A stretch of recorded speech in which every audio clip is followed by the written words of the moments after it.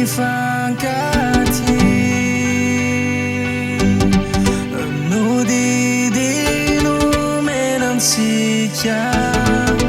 hainao iza alumamelama rasa miandalya fa ny mamitsona andao izara fity ny fitino anony atsiky anety fireneny ty samy malagasy samy malagasy ny fahasambarano ansy de ny fifankatiavana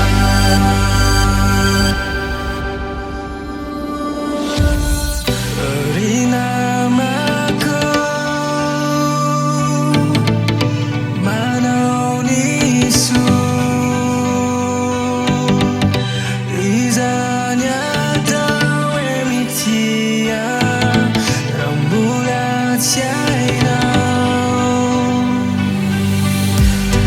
alumamelama rasa miandalya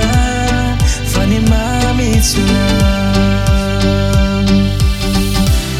andao izara fity ny fitino anony atsiky anety fireneny ty samy malagasy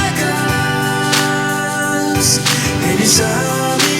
malagasy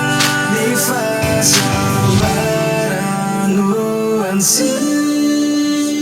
de ny fifankatiavana